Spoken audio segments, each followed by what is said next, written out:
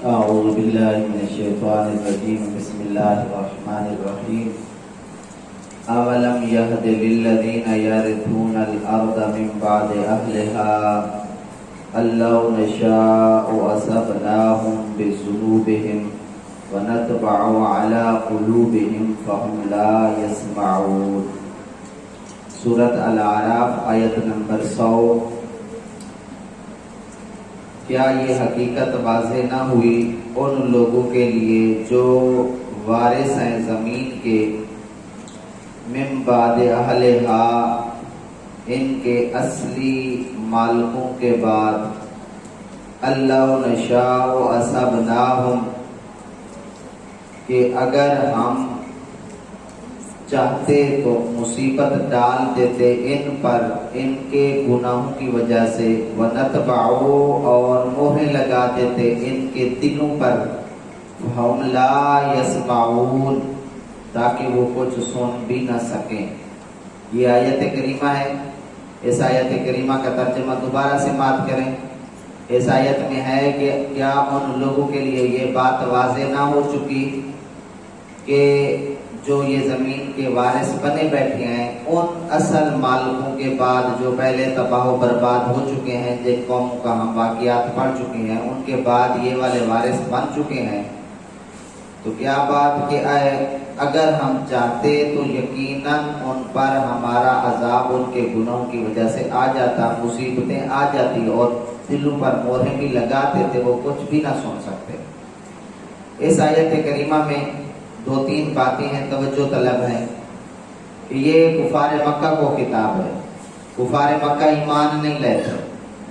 جب ایمان نہیں لائے تھے تو اللہ تعالیٰ انہیں بتا رہا ہے کہ اگر ہم چاہیں تو تم پر بھی عذاب دے سکتے ہیں، ہم تمہارے دلوں کو بھی تالے لگا سکتے ہیں، تم کچھ بھی سمجھنے کی صلاحیت نہیں رکھو گے، سننے کی صلاحیت نہیں رکھو گے۔ یہاں سے مراد سننا اور سمجھنا، یہ حق نہ سننا اور نہ سمجھنے کی بات ہو رہی ہے۔ ویسے وہ سنتے بھی تھے، سمجھتے بھی تھے، اور یہاں پر کہ عذاب دینے کی بات ہے کہ ہم پہلے قوموں کو اس طرح 2-4 عذاب سے کر چکے ہیں۔ اس کے اوپر 2-3 باتیں میں کرنا چاہتا ہوں۔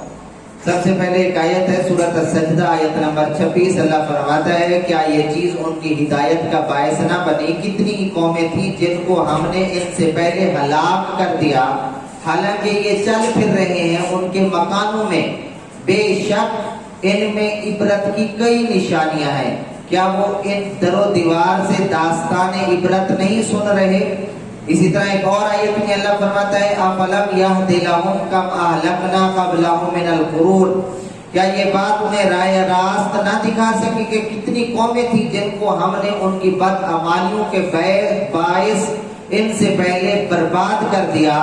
یہ لوگ چلتے پھرتے ہیں ان کے اجڑے ہوئے مکانوں میں، ان میں ہماری قدرت کی بہت ساری دانش مندوں کے لیے نشانیاں ہیں۔ اسی طرح ایک اور آیت ہے، اللہ فرماتا ہے اَوَلَمْ تَكُونُوا أَقْسَمْتُم مِّن قَبْلُ مَا لَكُم مِّن زَوَالٍ، اے کافرو کیا تم قسمیں نہیں اٹھایا کرتے تھے اس سے پہلے کہ تم یہاں سے کہیں نہیں جانا، اور تم آباد تھے ان لوگوں کے متروکہ گھروں میں جنہوں نے ظلم کیے تھے اپنے آپ پر۔ اسی طرح سورۃ مریم آیت نمبر 98، کتنی قومیں تھیں جن کو ہم نے برباد کر دیا ان سے پہلے۔ کیا محسوس کرتے ہو ان میں سے کسی کو، یا سنتے ہو ان کی کوئی آہٹ وغیرہ؟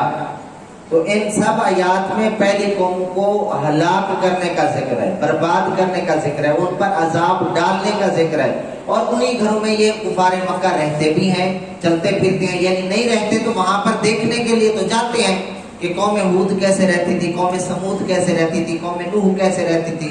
یہ ساری باتیں تو وہ پڑھ چکے ہیں، سن چکے ہیں، عملاً دیکھ بھی چکے ہیں۔ اور ایک اور جگہ پر اللہ تبارک و تعالیٰ انہی کے عذاب کی بات کر رہا ہے وَكَذَّبَ الَّذِينَ مِن قَبْلِهِمْ وَمَا بَلَغُوا مِعْشَارَ مَا آتَيْنَاهُمْ فَكَذَّبُوا رُسُلِي فَكَيْفَ كَانَ نَكِيرٌ، کہ انبیاء کی تکذیب کی ان سے پہلے گزرے ہوئے لوگوں نے، یہ کفار مکہ ان کے 10ویں حصوں کو بھی نہیں پہنچتے جو قوت اور دبدبہ ہم نے ان کو دیا تھا۔ تو عرض یہ ہے کہ کفار مکہ یہ جو آج تکذیب کر رہے ہیں، میرے محبوب کو نہیں مان رہے، یہ ان کے 10वें حصے کے برابر بھی نہیں ہے۔ جو ہم نے قوت ان کو دے دی تھی، قوم عاد اور قوم سمود کو، جو طاقت اور غلبہ انہیں دیا تھا، وہ ان کے پاس بالکل بھی نہیں ہے، پھر بھی میرے محبوب کو نہیں مانتے۔ یہ اللہ تبارک و تعالی نے یہ چند آیات بتائی عذاب آنے کی، اور ایک اور آیت ہے جس میں اللہ تبارک و تعالی یہ فرما رہا ہے کہ فَكَأَيٍّ مِّن قَرْيَةٍ، کتنی ہی بستیاں ہیں، أَهْلَكْنَاهَا، ہم نے ان کو ہلاک کر ڈالا، وَهِيَ ظَالِمَةٌ، وہ ظالم تھے رہنے والے، فَهِيَ خَاوِيَةٌ عَلَىٰ عُرُوشِهَا، وہ چھتوں پر اوندے کی اوندے پڑے تھے لوگ، وَبِئْرٍ مُعَطَّلَةٍ، اور ان کے کنویں برباد ہو گئے ہیں، وَقَصْرٍ مَشِيدٍ، اور ان کے چونے سے بنے ہوئے مضبوط محل ویران پڑے ہوئے ہیں۔ اور آگے فرمایا افلم یسیروا فی الارض، کیا یہ سیر و تفریح جا کر نہیں کرتے، دیکھتے نہیں ہیں زمین میں جا کر، فتکون لہم، کہ یہاں بنائے ان کے لیے دل، یا کہ لون بہا، کہ وہ سمجھ سکتے ان باتوں کو، او آذان، یا یہ کان رکھتے ہوتے سن سکتے ان کی باتوں کو، فإنها لا تعمى الابصار، بے شک یہ ان کی آنکھیں اندھے نہیں ہیں، ولیکن تعمل قلوب التی فی الصدور، ان کی دل اندھے ہو چکے ہیں جو سینوں میں رکھتے ہیں، یعنی ان کے اندر وہ بصیرت نہیں ہے۔ یہ آنکھیں تو موجود ہیں لیکن ان کے اندر وہ بصیرت نہیں ہے، ان باتوں کو جا کر سمجھیں، ان کی آوازیں سنیں۔ یہ چیخ چیخ کر محلات کہہ نہیں رہے ہمارے رہنے والے یوں تھے، لیکن ان کے اندر وہ کان ہی نہیں ہے جو سن سکیں، ان کے اندر وہ دل ہی نہیں ہے جو سمجھ سکیں، ان کے اندر وہ عقل شریف ہی نہیں ہے جو ان کو بتا سکے کہ یہ ایسے ایسے محلات تھے، ان کے کنویں بتا رہے ہیں، ان کی رہنے کی جگہ بتا رہے ہیں، پھر بھی میں عذاب نہیں دے رہا کہ سمجھ جاؤ۔ یہ کفار مکہ کو باور کرایا جا رہا ہے۔ یہ ساری باتیں باور کرنے کے بعد ایک سوال پیدا ہوتا ہے، آخر اللہ نے ان کو عذاب کیوں نہیں دیا؟ کفار مکہ کیا پہلی قوموں سے کم تھے؟ میرا یہ سوال ہے آپ کے سامنے، کیا پہلی قوموں سے کفار مکہ، جو مکہ میں رہنے والے کافر سرکش طاغوت قسم کے لوگ تھے، کیا وہ پہلی قوم عاد، قوم سمود سے جو انہوں نے گناہ کیے تھے، جو انہوں نے تکذیب کی تھی، جھٹلایا تھا، کیا انہوں نے حضور علیہ السلام سے کم کیا؟ کیا انہوں نے میرے محبوب کو دیوانہ نہیں کہا؟ کیا انہوں نے مجنون نہیں کہا اس کو؟ طائف میں پتھر نہیں مروائے کیا انہوں نے سجدے کی حالت میں اوجڑی نہیں ڈالی؟ کیا انہوں نے میرے محبوب کی بیٹیوں کو طلاقیں نہیں دلوائی؟ کیا لوگوں کے سامنے تاکہ یہ محبوب یہ سر اٹھانے کا نہ رہے، اس طرح کے معاملات انہوں نے نہیں کیے؟ مکہ والوں نے سب کچھ کیا ہے۔ پھر سوال یہ پیدا ہوتا ہے، اتنے بڑے بڑے کرتوت کیے ہیں، تکذیب کیا ہے، حتیٰ کہ مکہ سے نکلوا دیا ہے، تو پھر عذاب کیوں نہیں آیا؟ یہ ایک سوال ہے جو بہت بڑا کھٹکتا ہے ہر ایک کو، کہ اتنے بڑے بڑے کرتوت ہونے کے باوجود اللہ نے عذاب نہیں بھیجا۔ ان قوموں پر تو پتھروں کی بارش کروا دی، ان قوموں پر چیخ کی آواز آئی اور پورے کے پورے اوندھے پڑے تھے، ان قوموں پر ایسی ہوا چلائی کہ اس ہوا نے دور جا پھینکا ان کو، اور حضرت جبریل علیہ السلام کو بھیج کر وہاں سے اوپر اٹھا کے نیچے پٹک دیا۔ یہ قوموں کے اوپر عذاب ہیں، لیکن اس قوم پر عذاب کیوں نہیں آیا؟ یہ ایک سوال ہے جو میں آپ کے سامنے رکھ رہا ہوں، اور اس کا جواب دیتا ہوں جو علماء نے دیا۔ اللہ فرماتا ہے، پارہ نمبر 9، وہاں پر اللہ فرماتا ہے، پارہ ختم ہو رہا ہے، وَمَا كَانَ اللَّهُ لِيُعَذِّبَهُمْ وَأَنْتَ فِيهِمْ، مَا كَانَ اللَّهُ لِيُعَذِّبَهُمْ وَأَنْتَ فِيهِمْ، اللہ کی شان کے یہ لائق نہیں کہ اللہ آپ صلی اللہ علیہ وسلم کے ہوتے ہوئے ان کو عذاب دے۔ یعنی عذاب کیوں نہیں آیا؟ صرف اور صرف میرے محبوب کا منہ تھا، جو ان کا وہ رحمت والا اور ان کا جو کملی والا، اور جو اللہ نے ان کو اعزازات بخشے تھے، ان اعزازات کی وجہ سے اللہ نے اپنے محبوب کو یہ دکھایا کہ میں آپ کی وجہ سے عذاب نہیں دیتا۔ قرآن میں آیت بھیج دی، ما کان اللہ لیعذبہم وانت فیہم، اللہ کی شان کے یہ لائق نہیں کہ آپ کے ہوتے ہوئے اللہ ان کو عذاب دے۔ یہ آیت آپ نے یاد رکھنی ہے۔ اور دوسرا سوال پھر پیدا ہوتا ہے، آپ صلی اللہ علیہ وسلم جب تک اس دنیا میں رہے عذاب نہیں آیا اور پھر اس دنیا سے پردہ کر گئے پھر تو عذاب آ جانا چاہیے نا؟ یہ ایک سوال ہے، اس کے دو جواب ہیں، میں دونوں دینے لگا ہوں۔ پہلا جواب یہ ہے کہ آپ صلی اللہ علیہ وسلم نے جو پردہ فرمایا ہے اس کا یہ مطلب نہیں ہے کہ وہ دنیا سے ختم ہو گئے، ہرگز یہ مطلب نہیں ہے۔ اور میرے اعلیٰ حضرت جن کا عرس مبارک ہے آج کے دن، وہ فرماتے ہیں تو زندہ ہے واللہ، تو زندہ ہے واللہ، میری چشم عالم سے چھپ جانے والے۔ اس میں یہ فرمایا گیا کہ تو زندہ ہے، ہمیشہ رہا ہے۔ اور دیکھیں حضور علیہ السلام چاہے زمین کے اوپر ہیں چاہے زمین کے نیچے ہیں، اس کائنات میں تو موجود ہے نا، اس وجہ سے بھی اللہ نے عذاب نہیں بھیجا۔ اس کا دوسرا جواب میں دیتا ہوں، جو کچھ علماء اس طرف گئے ہیں کہ وہ کہتے ہیں کہ عذاب کیوں نہیں آیا، وہ کہتے ہیں اس آیت کا اگلا حصہ پڑھو، اس آیت میں اللہ فرماتا ہے وَمَا كَانَ اللَّهُ مُعَذِّبَهُمْ وَهُمْ يَسْتَغْفِرُونَ، اور اللہ کی شان کے یہ بھی لائق نہیں کہ اللہ ان کو عذاب دے گا کہ جب تک یہ استغفار کرتے رہیں گے، یعنی اللہ ان کو اس وقت تک عذاب میں مبتلا نہیں کرے گا جب تک ان کے اندر استغفار کرنے والے لوگ موجود ہیں۔ تو عذاب نہ آنے کی دو وجہ میں نے بتائی ہیں۔ نمبر ایک، آپ صلی اللہ علیہ وسلم کا جسم اطہر، آپ کی وجہ سے عذاب نازل نہیں ہوا۔ دوسرا بتایا ہے کہ استغفار، اور استغفار کا مطلب جو عام طور پر ہم لیتے ہیں اس کا مطلب ہوتا ہے گناہوں کی معافی مانگنا۔ استغفار کا مطلب ہوتا ہے اپنے کیے پر پریشان ہونا، اللہ سے گڑ گڑا کر معافی طلب کرنا، اس کو استغفار کہتے ہیں۔ اور اس کے لیے جو مشہور جملہ ہے وہ بہت استغفر اللہ ربی من کل ذنب واتوب الیہ، یہ بندہ پڑھتا رہے تو وہ اس کے گناہ دھلتے رہتے ہیں اور اس کے جسم سے چھٹ جاتے ہیں، لیکن یہ جو حقوق العباد ہوتے ہیں وہ نہیں چھوٹیں گے۔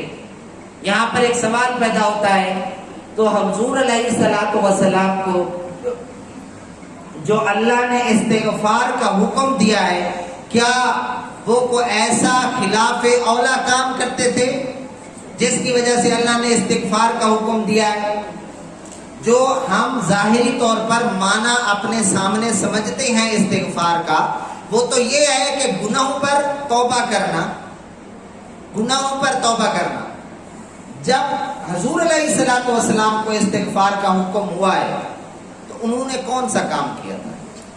انہوں نے وہ تو نبی ہیں، اور نبی کا رتبہ یہ ہے کہ وہ گناہوں سے پاک ہوتا ہے، اور 3 طریقے سے یا 4 طریقوں سے گناہ کیے جاتے ہیں، چاروں طریقوں سے پاک ہوتا ہے وہ، جیسے جان بوجھ کر گناہ کرنا، بھول کر گناہ کرنا، غلطی سے گناہ کرنا، ان تمام چیزوں سے، یا زبردستی کسی سے گناہ کروانا، ان چاروں طریقوں سے نبی کی ذات پاک ہوتی ہے کہ وہ یہ کام کرے۔ وہ معصوم ہوتے ہیں، ان کے عمل دخل میں شیطان کا، ان کے عمل میں شیطان کا کوئی عمل دخل نہیں ہوتا۔ تو عرض یہ ہے کہ حضور علیہ السلام کو بھی استغفار کا حکم دیا گیا ہے۔ آیت میں آپ کے سامنے رکھتا ہوں، اللہ فرماتا ہے اذا جاء نصر اللہ والفتح، جب اللہ کی مدد آپ کے پاس آ گئی اور فتح آ گئی، فتح سے مراد فتح مکہ ہے۔ یہ سورت اس موقع پر نازل ہوتی ہے جب مدنی دور ہوتا ہے اور حضور علیہ السلام کا بالکل عروج ہوتا ہے۔ آپ صلی اللہ علیہ وسلم اس مقام اور مرتبے پر ہوتے ہیں کہ سب سے بلند ترین ہوتے ہیں، جو اللہ تعالیٰ یہ فرماتا ہے وَرَفَعْنَا لَكَ ذِكْرَكَ، ہم نے آپ کا مقام اور مرتبہ بلند کر دیا ہے، بلند کر دیا ہے۔ اس میں یہ بات کہ اتنا بلند ہے کہ یہ آخری صورت مدینہ میں نازل ہونے والی، آخری آیت نہیں کہہ رہا، آخری صورت کہہ رہا ہوں مدینہ میں نازل ہونے والی۔ اور جو 30واں پارہ ہے اس میں ساری کی ساری صورتیں مکی ہیں، سوائے اس صورت کے جو صورت النصر ہے وہ مدنی صورت ہے، وہ آخر میں نازل ہوتی ہے۔ تو مجھے بتائیں آپ صلی اللہ علیہ وسلم کو جو مقام اور مرتبہ ان 20 سالوں میں، 21 سالوں میں، 22 سالوں میں جو اتنا اللہ نے بلند کیا کہ دیکھیں ہر جگہ فتوحات کا اور اسی طرح آپ کے غلاموں کا سلسلہ بڑھتا چلا گیا، تو اس کے باوجود اللہ کہہ رہا ہے، ذرا سماعت کریں ورأیت الناس یدخلون فی دین اللہ افواجا، اے محبوب آپ دیکھیں گے لوگوں کو کہ وہ دین میں فوج در فوج، گروہ در گروہ داخل ہو رہے ہوں گے. اور محبوب آپ نے کیا کام کرنا ہے؟ فسبح بحمد ربک، بس آپ نے اپنے رب کی تسبیح بیان کرنی ہے. واستغفرہ، اور استغفار کرنا ہے. انہ کان توابا، بے شک وہ رحمتیں فرمانے والا ہے.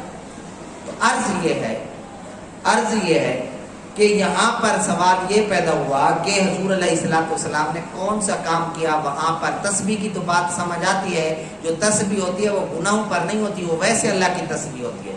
لیکن استغفار جو ہمارے مائنڈ نے بنا رکھا ہے، ہمارے دل اور دماغ نے جو استغفار کا کنسپٹ بٹھا رکھا ہے، اس میں تو استغفار کا مطلب ہوتا ہے کہ گناہوں کی بخشش اور مغفرت طلب کرنا. تو یہاں پر میرے محبوب کو کہا واستغفرہ، استغفرہ، اپنے رب سے استغفار کیجئے. تو پتہ چلا جب اللہ تبارک و تعالی کسی کو بھی عروج بام دے، وہ بلندیوں کو چھوتا جائے، پہلے تو استغفار ہوتا ہے اس مقصد کے لیے کہ گناہ معاف ہو جائیں عام بندے کے لیے جیسے ہے. اگر کوئی گناہ نہیں ہے آپ پر، پھر بھی آپ استغفار کرتے ہیں، پھر آپ کو ترقیاں ملتی ہیں. جیسے توبہ کے بارے میں یہ لکھا ہوا ہے کئی کتابوں میں، توبہ بذات خود ایک عبادت کا نام ہے. جب بھی آپ توبہ کرتے ہیں آپ کی روح پاک ہو جاتی ہے اور درجے بلند ہوتے چلے جاتے ہیں.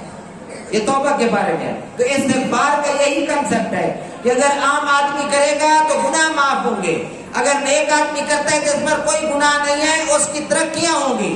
اور نبی سے استغفار کروایا جا رہا ہے تو اس کا مطلب شکرانہ ہوتا ہے، گناہ معاف نہیں ہوتے. شکرانے کے طور پر اے محبوب ہم نے مکہ سے مدینہ میں بھیجا، آپ کو ترقی دی، وہاں آپ کو بادشاہ بنا دیا، وہاں معلم حکمران سپہ سالار بنا دیا، آپ کے ارد گرد ایک غلاموں کا فوج کا حلقہ دے دیا، آپ کو پھر ایک فتح دی، دوسری فتح، تیسری فتح، چوتھی فتح، یہاں تک کہ آپ ترقیاں کرتے کرتے کرتے سب کچھ آپ کے نیچے، آپ سب سے بلند ہو گئے ہیں. اب شکرانے کے طور پر مجھے یاد کرے اور استغفار کرے. یہ اللہ نے اور استغفار کا جو سورۃ نوح میں کنسپٹ دیا گیا ہے کہ استغفار کا کیا مطلب ہوتا ہے، سورۃ نوح کے اندر حضرت نوح علیہ السلام نے اپنی قوم کو کہا استغفروا ربکم انہ کان غفارا، تم اپنے رب کی استغفار کرو کیونکہ وہ بخشنے والی ذات ہے، معاف کرنے والی ذات ہے.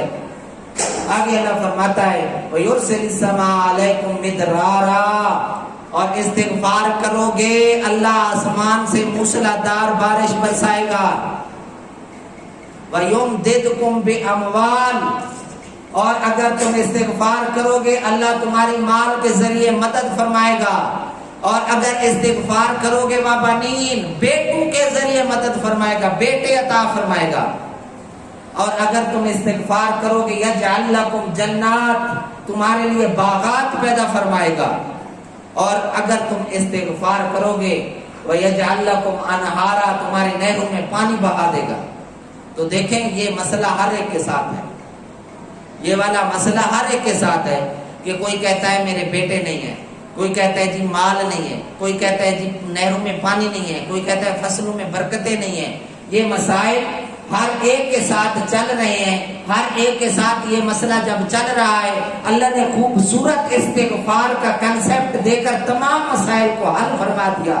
فرمایا استغفار کرو گے بیٹے عطا فرماؤں گا، استغفار کرو نہروں میں پانی جاری کر دوں گا، استغفار کرو تو تمہارے باغات میں پھل لگا دوں گا، استغفار کرو تو تمہیں مال سے مالا مال کر دوں گا. تو یہ استغفار کا کنسپٹ ہمیں دیا گیا. یہی بات امام حسن بصری رضی اللہ تعالی عنہ سے پوچھی گئی. ان کے ایک مرید آئے اور انہوں نے آ کر عرض کیا اے میرے مرشد گرامی میرے پاس بیٹے نہیں ہیں. آپ نے فرمایا استغفار کر. دوسرا مرید آتا ہے، اس نے آ کر کہا میرے باغ میں پھل نہیں ہے. آپ نے فرمایا استغفار کر. تیسرا مرید آتا ہے، اس نے آ کر کہا نہروں میں پانی نہیں ہے. آپ نے فرمایا استغفار کر. چوتھا آتا ہے، وہ آ کر کہتا ہے میرے پاس مال نہیں ہے. آپ نے فرمایا استغفار کر. وہاں پر وہ سارے مرید چلے جاتے ہیں، وہاں پر ایک لاڈلا مرید بیٹھا ہوتا ہے، وہ عرض کرتا ہے حضور یہ تو بتائیے تمام کا حل استغفار ہے کہ سارے لوگ استغفار، آپ نے فرمایا استغفار کریں استغفار کریں، کیا یہی حل ہے؟ آپ نے سورۃ نوح کی یہ والی آیات جو میں نے آپ کے سامنے تلاوت کی ہیں، استغفروا ربکم انہ کان غفارا ویرسل السماء علیکم مدرارا ویمددکم باموال وبنین ویجعل لکم جنات ویجعل لکم انہارا ما لکم لا ترجون للہ وقارا، کیا تم اللہ کو اس کی حیثیت اور وقار کے مطابق تسلیم نہیں کرتے؟ تو یہ دیکھیں اس میں ساری باتوں کا جواب ہے۔ تو عرض کر رہا تھا کہ ان پر عذاب کیوں نہیں آیا، اس سوال کا جواب میں نے دو دیے ہیں۔ کفار مکہ پر عذاب کیوں نہیں آیا؟ جواب نمبر 1 کہ آپ صلی اللہ علیہ وسلم کے ہوتے ہوئے عذاب نہیں آئے گا۔ جواب نمبر 2 جب تک لوگ استغفار پڑھتے رہیں گے، اللہ سے استغفار کرتے رہیں گے، تب تک عذاب نہیں آئے گا۔ یہ دو باتیں، دو جواب۔ اب اگلی آیات کی طرف چلتے ہیں۔ ان آیات میں اللہ تبارک و تعالیٰ کیا فرماتا ہے؟ اللہ فرما رہا ہے تِلْكَ الْقُرَىٰ نَقُصُّ عَلَيْكَ مِنْ أَنْبَائِهَا وَلَقَدْ جَاءَتْهُمْ رُسُلُهُمْ بِالْبَيِّنَاتِ فَمَا كَانُوا لِيُؤْمِنُوا بِمَا كَذَّبُوا مِنْ قَبْلُ كَذَلِكَ يَطْبَعُ اللَّهُ عَلَىٰ قُلُوبِ الْكَافِرِينَ وَمَا وَجَدْنَا لِأَكْثَرِهِم مِّنْ أَحَدٍ وَإِن وَجَدْنَا أَكْثَرَهُمْ لَفَاسِقِينَ۔ ترجمہ غور کریں۔ تِلْكَ الْقُرَىٰ، یہ بستیاں، نقص ہم کس سے بیان کرتے ہیں، علیک اے محبوب آپ پر، من انبائها، ان بستیوں کی خبریں۔ کون سے کسے؟ ان بستیوں کے واقعات۔